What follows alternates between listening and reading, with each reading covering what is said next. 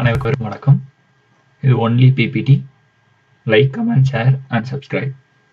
கடந்த மே மாதம் டெல்லியில் நடந்த ட்ரோன் திருவிழாவில் கலந்து கொண்ட பிரதமர் மோடி தன் உரையில் 75வது சுதந்திர தினத்தை கொண்டாடும் இந்த வேளையில் ஒவ்வொருவரது கைகளிலும் ஸ்மார்ட் போன் அவசியம் என்பது எனது கனவு அப்படின்னு சொல்லியிருக்காரு. அது மட்டும் இல்லாம ஒவ்வொரு பண்ணையிலும் ஒரு ட்ரோன் இருக்க வேண்டும், ஒவ்வொரு வீட்டிலும் செல்வம் தலைத்தோங்க வேண்டும், ட்ரோன் தொழில்நுட்பத்தில் அதிகபட்சமான கண்டுபிடிப்பு இந்தியாவில் இருக்கும் அப்படின்னு குறிப்பிட்டிருந்தாரு. ட்விட்டர்ல மோடிய டேக் பண்ணி ஒரு ட்வீட் வந்திருந்தது. ஸோ இது என்னன்னு பார்த்தோம் அப்படின்னா, வருணா அப்படிங்கிற ட்ரோன்.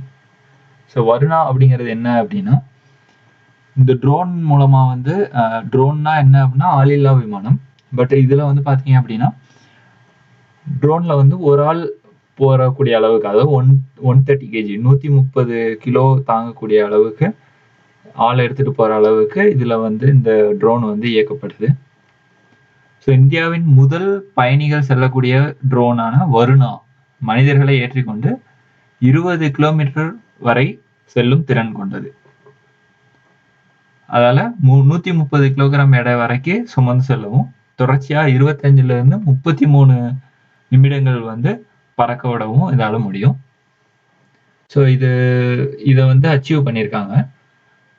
இந்தியாவில் முதல் பயணிகள் செல்லக்கூடிய ட்ரோன் வருணாவின் செயல் விளக்கத்தை பிரதமர் அண்மையில பார்வையிட்டாங்க.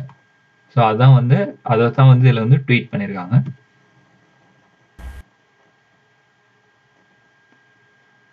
வருணா என்ற இந்த ட்ரோனை சாகர் டிஃபென்ஸ் இன்ஜினியரிங் அப்படிங்கிற ஸ்டார்ட் அப் அவங்களும் டிசைன் பண்ணியிருக்காங்க.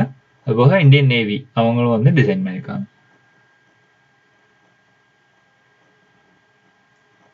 So the demonstration of India's first drone that can carry a human payload called Varuna, which can carry a person inside and has a range of 25 km with a payload of 130 kgs and 25 to 33 minutes of flight time.